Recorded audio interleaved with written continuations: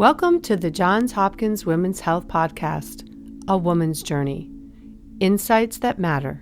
I'm Kelly Gear-Ripken, and I invite you to listen to Johns Hopkins specialists discuss the latest topics in women's health. Now here's your host, Lillie Shockney. Hi, this is Lillie Shockney from A Woman's Journey at Johns Hopkins, and this is our podcast, Healthy Insights That Matter. Sleep disturbances affect a significant portion of the population. Actually, 50 to 70 million Americans have some type of sleep disorder. In this month's podcast, I am joined by psychiatrist Dr. Andrew Huhn, an associate professor of psychiatry at the Johns Hopkins University School of Medicine. So welcome, Dr. Huhn, and thank you for joining us today. Thanks for having me. I'm going to jump right in. I've got quite a few questions. I'm very curious about this subject. I also will subjectively say that I bet that the number that's 50 to 70 million is really higher than that number, but people just don't talk about it. I think when it comes to sleep disorders, a lot of individuals figure they just have to suffer through rather than seeking help for it. They just make an assumption of, this is the way I am, this is the way it's going to be. Don't even discuss it with their PCP when they have their annual checkup. So it seems that sleep remains elusive to many people. Can you explain how short-term versus chronic insomnia is diagnosed? Insomnia is in general diagnosed by a person's perception of the quality of their sleep. And in the case of short-term insomnia, that would be considered having difficulty falling asleep or staying asleep for 3 nights out of the week over a period of time that's less than 3 months. Chronic insomnia, on the other hand, would be to experience those same symptoms over the course of longer than 3 months. So I'm assuming that they are sleeping in the same home environment, and that I don't want someone thinking that they have an insomnia issue if they've had to go stay and take care of their mother who's a post-op patient, that it is in their own home environment, that normally they do sleep okay, and that for some reason they're dealing with a short-term problem. Yeah, it could be either. I mean, certainly a change in environment could trigger a short-term bout of insomnia, but in general, right, if you've had a decent sleep pattern, your sleep health has been normal, and then all of a sudden it's not, all of a sudden you're having a hard time getting to sleep at night, or you find that you're waking up several times in the night or waking up too early, that's something that can and should be addressed with your primary care physician first, as soon as possible. Like I say, I don't think that individuals seek out their PCP for help with this. I think that a lot of them just assume this is the way it's going to be. Do we actually understand the cause of sleep insomnia?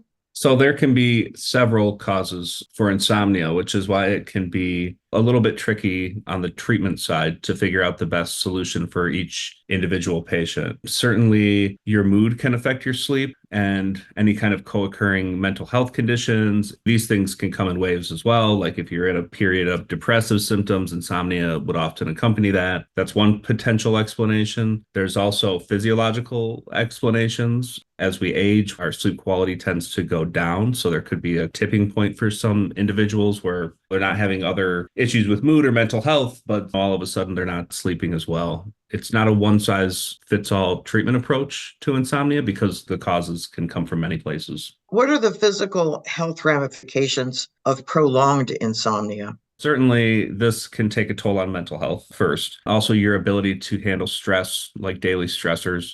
Prolonged insomnia has a negative impact on your cardiovascular system, so it can be a risk factor for heart disease, for diabetes. It can be a risk factor for overeating, that generally if we're not getting enough sleep, we're seeking more food during the day to try to make up for that energy loss. Even though you don't need to eat more food, these things often go hand in hand. Wow, I didn't think about diabetes. I was familiar with cardiac, but I'm surprised. But what you just said makes sense. That does sound very logical. Is there a connection between insomnia and inflammation rates? Yes, this is something I would call a bidirectional association. So insomnia can increase the general inflammation markers that are always circulating in your blood. If you're somebody who has a chronic pain condition, bouts of insomnia can exacerbate your pain, but it also works the other way where increased inflammation can affect your sleep. It can make it more difficult to go to sleep, to stay asleep. Again, for somebody who's experiencing chronic pain, this works both ways. There's definitely a connection, and we do have to think about We have all these systems in our body. We have our cardiovascular system, our respiratory system, our nervous system. Achieving good health means having everything in balance. So when something comes out of balance, it can often have a bit of a spiraling effect. Insomnia is often a marker of that.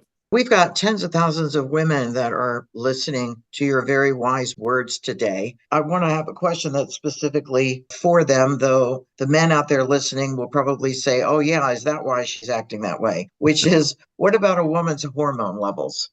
To preface this, I usually seek my wisdom from women. Oh, you are a And not the smart other way man. around. But sex hormones can have an impact on sleep. They can also have an impact on inflammation and pain and a number of other things. Somebody with high variability in their sex hormone output throughout the month might experience actually a pattern of insomnia symptoms where for a certain part of the month they're having a harder time sleeping. But women also face other challenges with regards to sleep. Insomnia is just a little bit more prevalent in women than men. A lot of mental health conditions are as well. So that plays a role that women are more predisposed to certain mental health conditions that include insomnia as one of the symptoms, that they're going to naturally have a harder time sleeping sometimes. This isn't purely physiological. There are social and psychological dynamics at play. Women tend to face more stigma, more discrimination. These things have a kind of exacerbating effect, spiraling effect on health overall, and physical and mental health. I often think of sleep as like the kind of apex or the crossing point between physical and mental health. So it can be affected from both sides. And when you say sex hormones, are you referring to estrogen and progesterone? Yeah, exactly.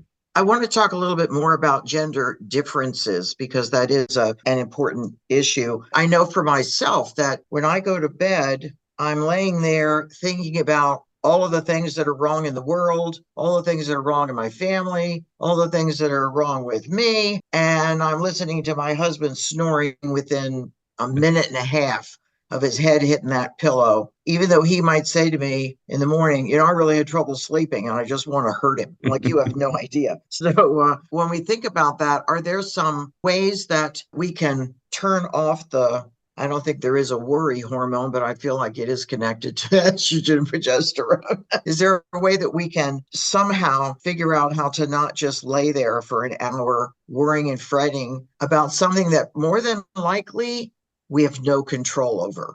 This is a big one for many people, right? That many people who have a hard time falling asleep, they hit the bed, their mind is still a little bit wired. They're still just thinking through everything. Certainly, this comes back to the gender issue of that can arise sometimes. It's like, who has primary responsibilities for what? As adults, we often have to balance so many different things, and that quiet time right before bed is just only natural that you start going through things in your mind. So a good way to counter that is to have a solid routine every night leading into sleep. You might have a cup of tea, not caffeinated tea, but you might have a little meditation. Some people do a little prayer and meditation routine before they go to bed. Definitely the normal sleep hygiene recommendations, like don't drink caffeine afternoon, go to bed at the same time every night. The more that you put yourself into a routine, the more automatic sleep will feel. And it's also important if you're somebody who gets into bed and starts ruminating about the day and what you might have to do tomorrow and all these different things, a really solid piece of advice is to don't get into bed until you're ready to sleep.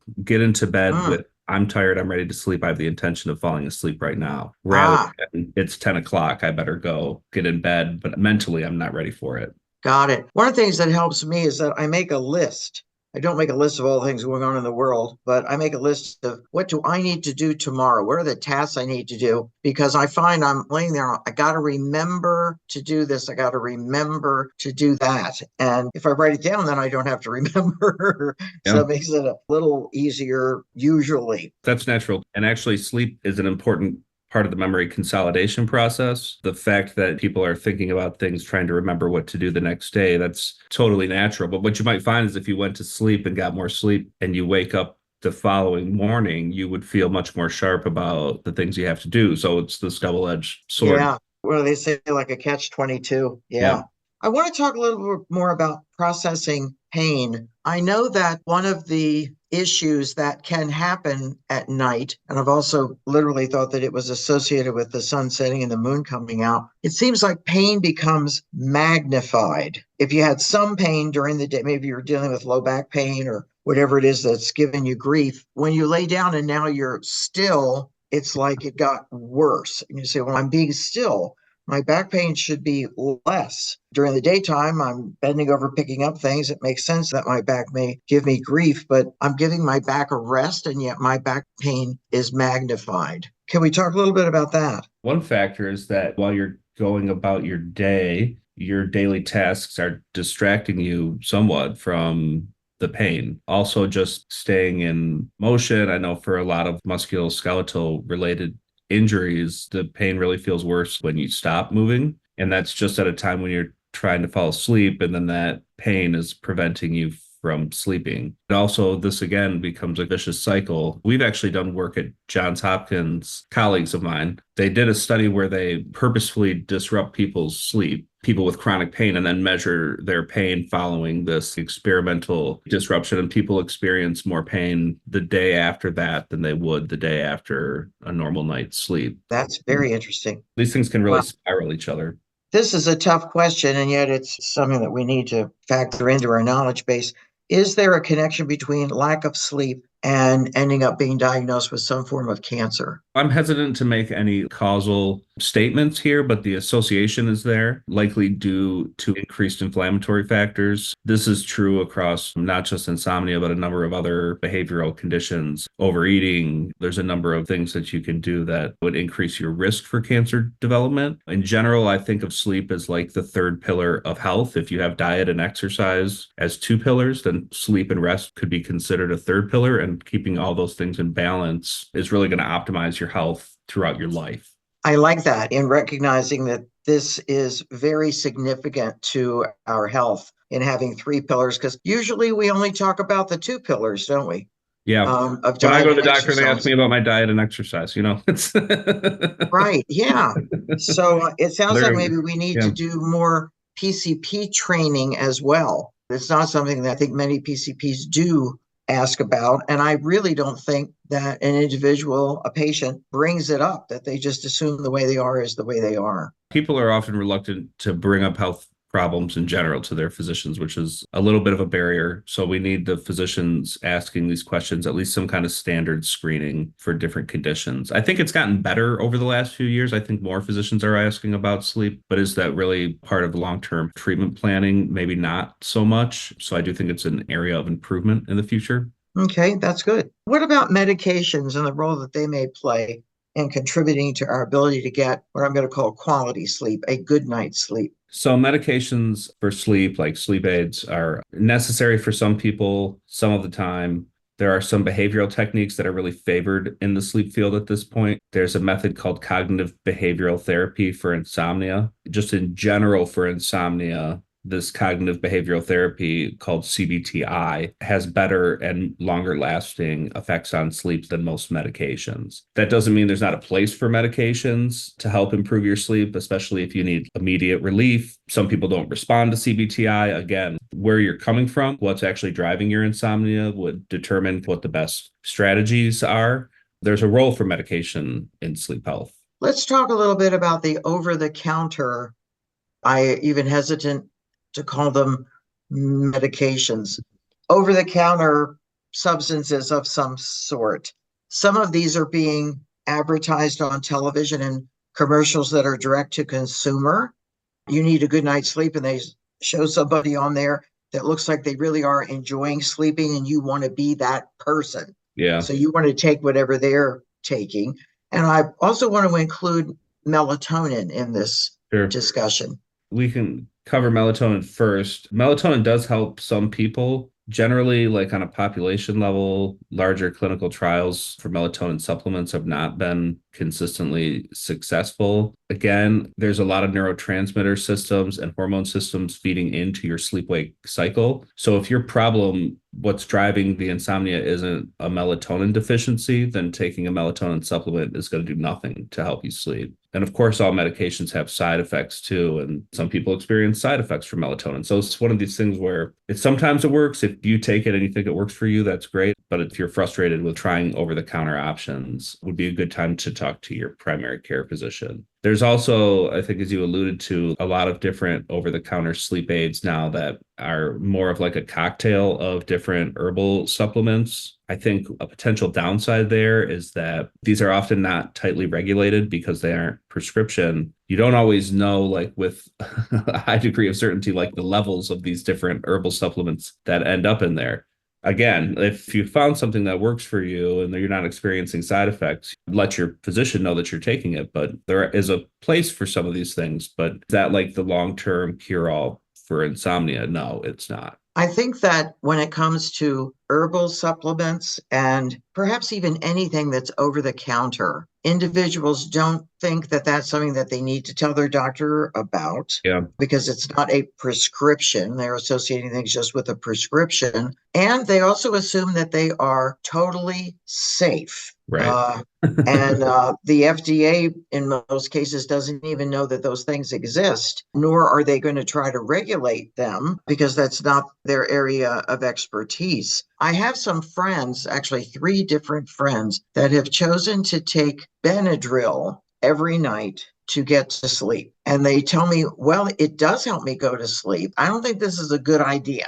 I don't think this is a wise direction to go, but I can't get them to be evaluated. They're like, no, it works for me. I am groggy when I get up in the morning, but it does get me to sleep.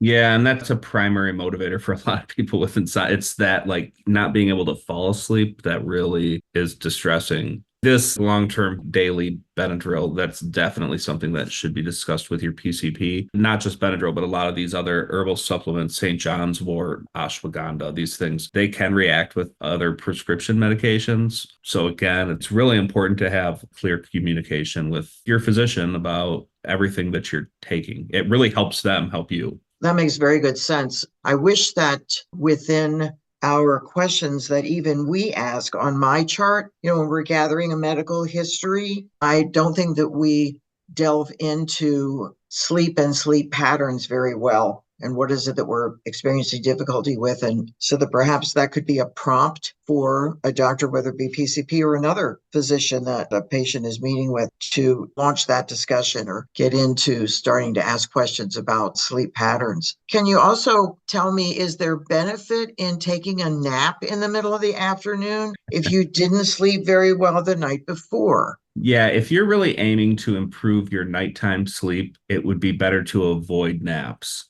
And in fact, this kind of comes back to the cognitive behavioral therapy for insomnia, that actually like restricting your sleep over a short period can help kick you into a good rhythm in the long term. It's tough up front, but the long-term benefit is there. Now, on the other hand, there certainly are people who take a nap and don't have a problem sleeping. So I think each individual has to be honest with themselves. Like if I take a 30-minute nap after lunch, am I sleeping well that night? And if the answer is no, then you shouldn't be taking the nap. Other people can do it, and it's an okay part of their sleep-wake pattern. How many hours of sleep do we need to have a good night's sleep, a quality sleep? My answer is there is no best answer.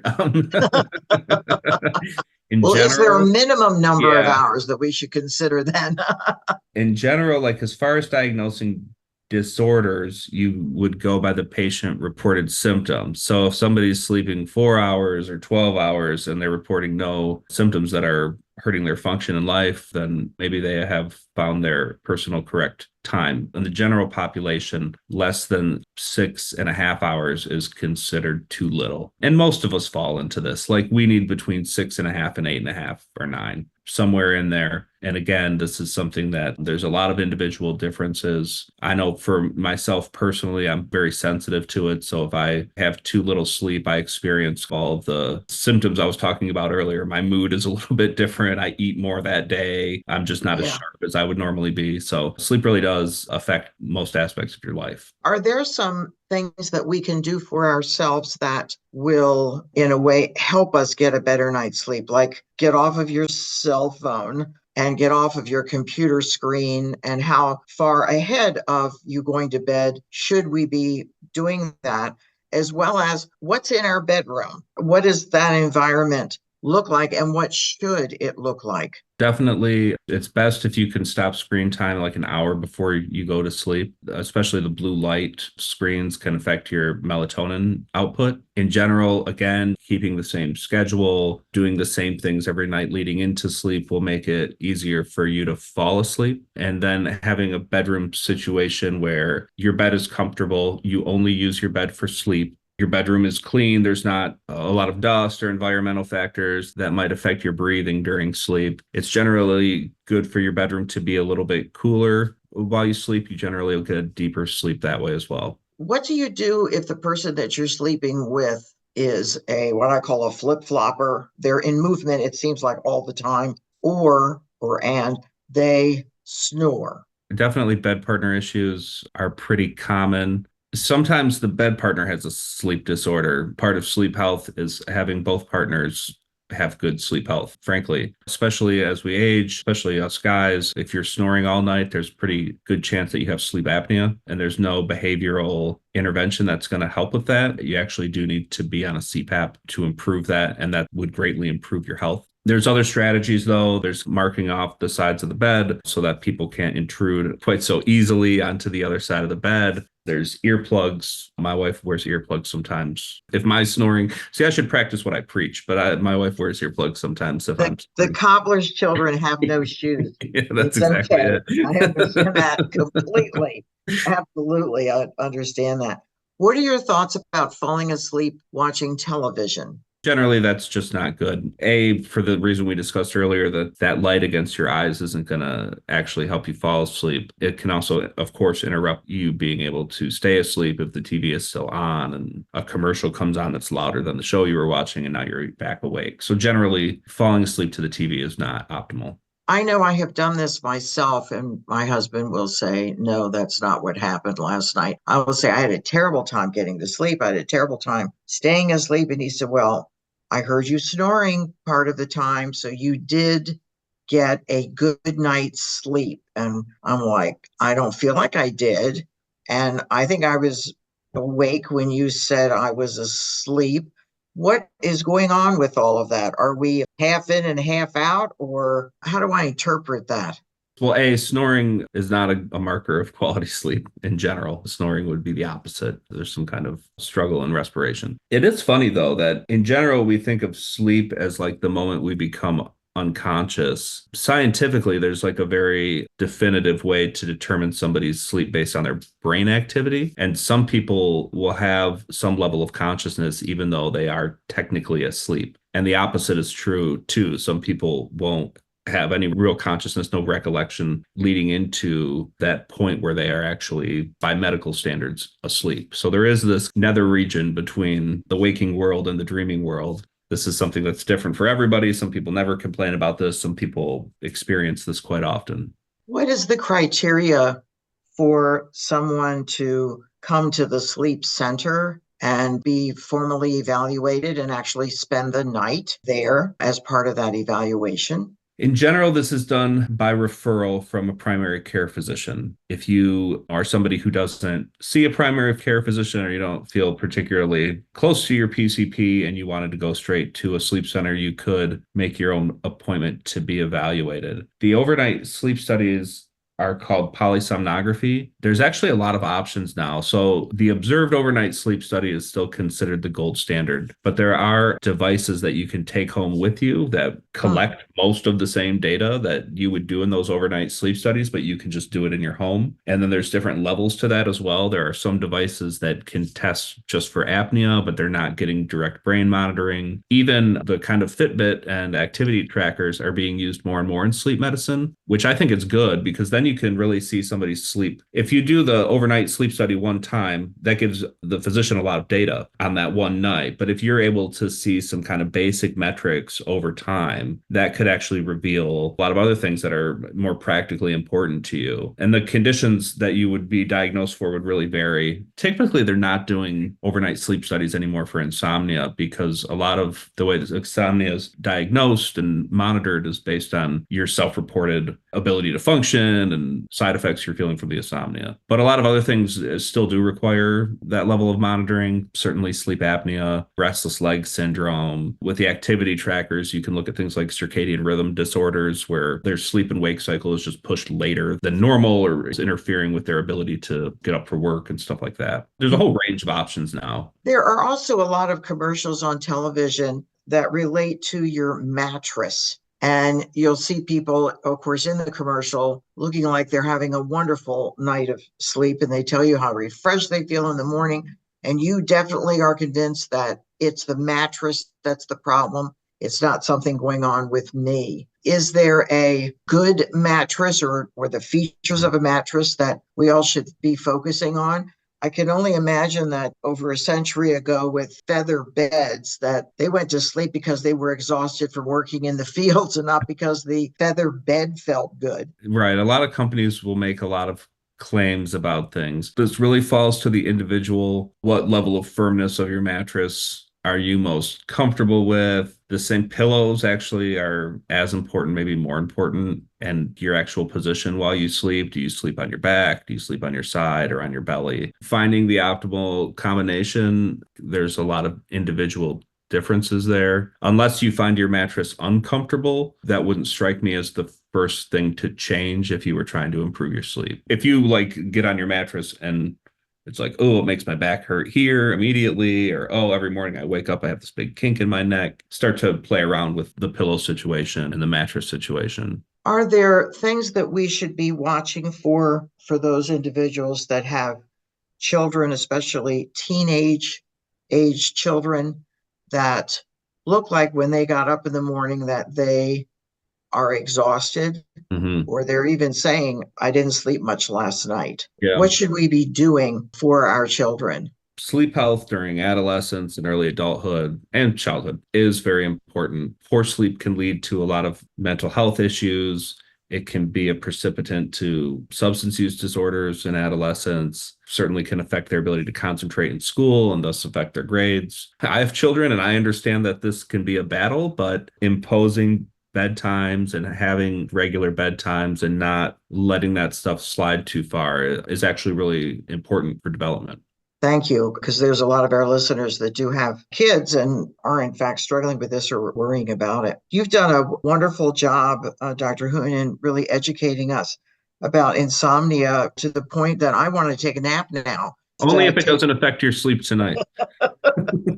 And I want to also thank everyone listening today for joining us. We hope you will join us next month as well for another educational and informative podcast featuring another Johns Hopkins medicine expert. To learn more about important women's health topics, attend A Woman's Journey next in person from 9 to 11:30 a.m. Friday, May 17th at the Bethesda North Marriott Hotel and Conference Center located in Rockville, Maryland. To receive information about this event and other women's health content, please visit the A Woman's Journey website at hopkinsmedicine.org/A Woman's Journey to sign up for our complimentary monthly e-letter, read about upcoming podcasts and programs, and to sign up for our upcoming free Conversations That Matter webcasts. Thank you, everyone. Thank you for listening to A Woman's Journey podcast.